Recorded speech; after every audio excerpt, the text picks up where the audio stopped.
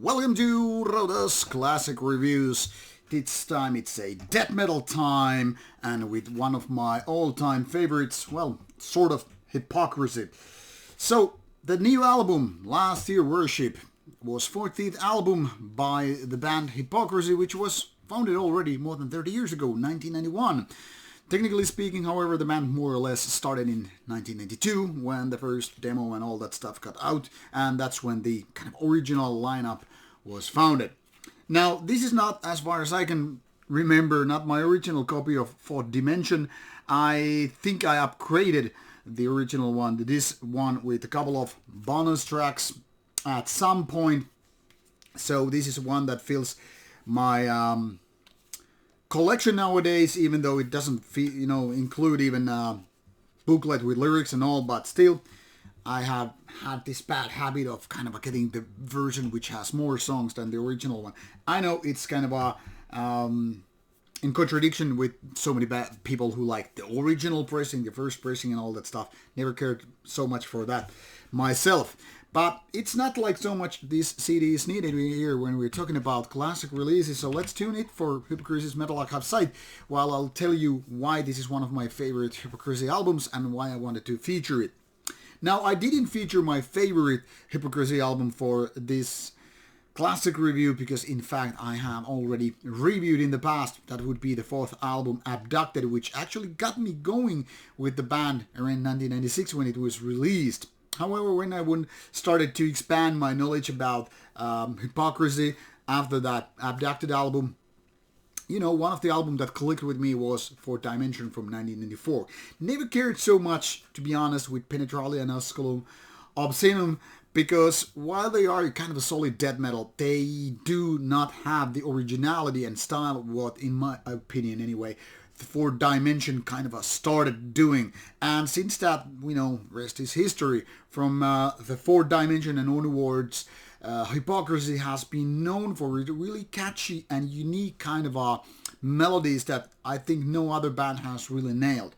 The only one which comes to my mind in terms of kind of style and certain kind of similarity would be Bolt Thrower, but we all know that Bolt Thrower is kind of a different melodic metal. I mean, it's death metal, but with kind of a melodic as an adjective, not talking about melodic death metal in terms of like bands like early In Flames, Dark Tranquility and all that stuff. But Hypocrisy is, in my opinion, one of kind of stereotypes that is in a good ways of what melodic death metal can be. You have those real death metal growly vocals, you also have those catchy melodic leads and riffs, and then you have other death metal parts which are definitely more death metal, even though this is more on the melodic side.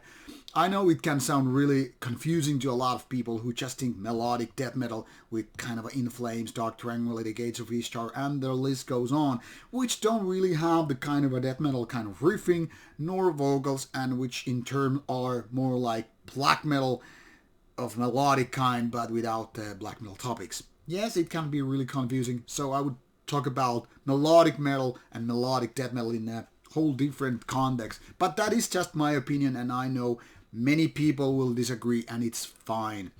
But anyway, here we are, 14 albums of Hypocrisy throughout more than 30 years by now, and technically speaking, the predecessor of the band was operating before the name Hypocrisy already in the late 80s, but that doesn't really matter because, well, Hypocrisy started more or less with 1992. So the first years were really when the band was active, and as we know, Peter Tägtgren, the man behind the band, the mastermind of the band, hasn't really been that active throughout the later years. I mean, between End of Disclosure 2013 and Worship, 8 years, and even before End of Disclosure, I mean, you had these 4-year spans. Technically speaking, Catch-22 version 2.0 doesn't really matter because it's kind of a remake of an older album. So the later years have been not that active with Hypocrisy, especially when we're talking about albums. Obviously, Pain, Tägtgren's other kind of a most important band out there has been, and also Lindemann, where Rammstein vocalist Till Lindemann and Peter Tägtgren kind of put their forces and creativity together and in order to do music and all that stuff. So I think that has kind of affected how Hypocrisy has worked throughout the years. But the early years, 1992, 1993, 1994, and even 1996 and 1997, so the pace has been very, very active throughout the early years. Around until 2005 or so, basically. Album a year, album after 2 years, and all that stuff. Really active first 10, 15 years or so. But like I said, this is about Fourth Dimension, not so much recap the whole thing here. This is not worst to best video either. So the original version of the album had these 13 tracks or so, if I'm not mistaken, and it seems to be here as well. So the 15 tracks version, which is more than 60 minutes, is the kind of bonus track version, which I have here as well. But like said here on Metal Archive site, it lists the original one, which I kind of wanted to feature. Not so much disrespect towards the bonus tracks, but they kind of go beyond the scope of the original version. So throughout these 13 tracks and almost 53 minutes of Hypocrisy, it really, really, kind of blows my mind still. Now the thing here is, it's very, very curious album in terms of being a death metal album. First of all, it's not just fast blasting all the way through, which was more or less the kind of a thing late 80s or even early 90s when, the whole genre was evolving. A lot of bands wanted to kind of push the metal, pedal.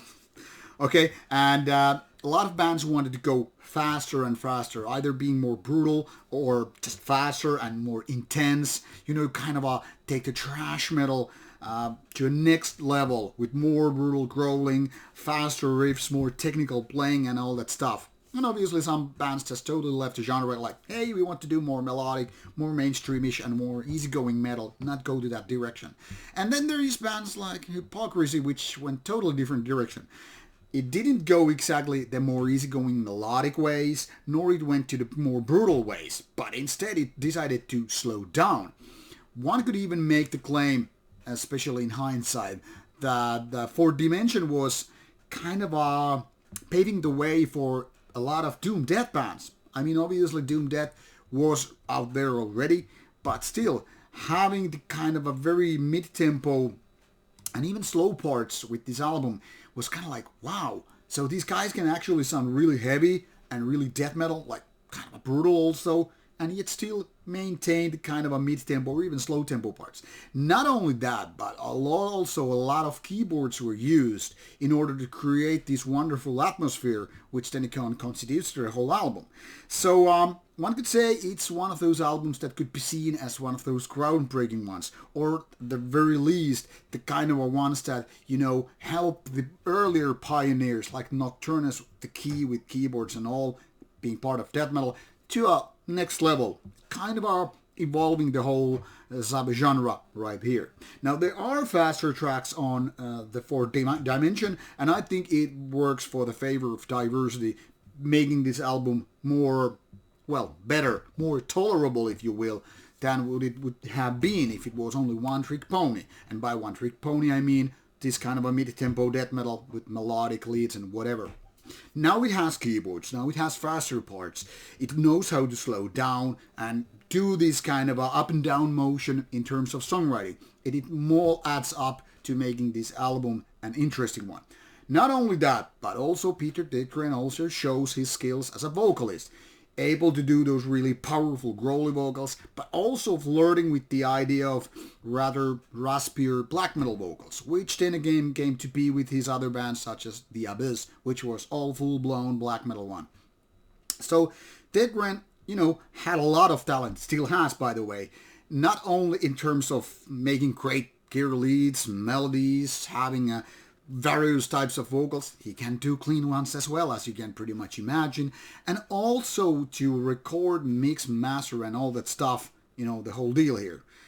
It's only every now and then, quite rarely to be honest, when you find such a talent to be able to be a wonderful guitar player, a drummer, vocalist, recording, mixing, mastering, all kind of an overall genius. Now that's what I think about Mr. Tägtgren. I love his ways of doing music. Even though Pain is not exactly my cup of tea, I still like what Mr. Tägtgren is doing with his melodies, and I think he made the right decision. Make pain more approachable to mainstream audience and keep hypocrisy out of going way too lightweight. So, for example, Worship was a good, one could say, comeback album in the sense that it has this hypocrisy feeling, but without sounding too light and without sounding too much rinse and repeat, copycat, recycle and all that kind of stuff. But it all started with albums such as The Fourth Dimension, even though in my opinion Abducted took the whole deal whole new level. Without Fourth Dimension I don't think Abducted would have been possible. And while I can agree with one of the interviews where Peter Tägtgren said that he's not really happy with the original production of The Fourth Dimension and there should be a new version where these tracks would be kind of remixed and remastered and all that stuff.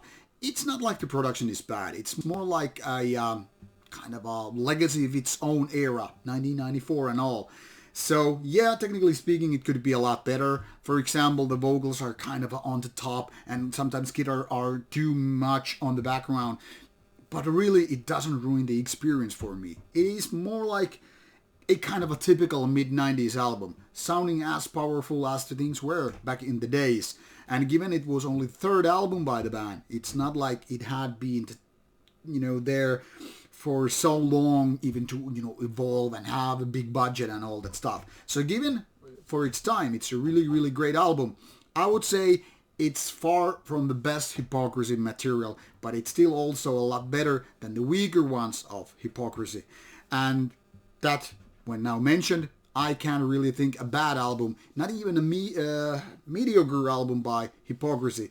Even at its worst, it's pretty decent, and when at its best, it's one of the best Swedish death metal bands out there, like ever.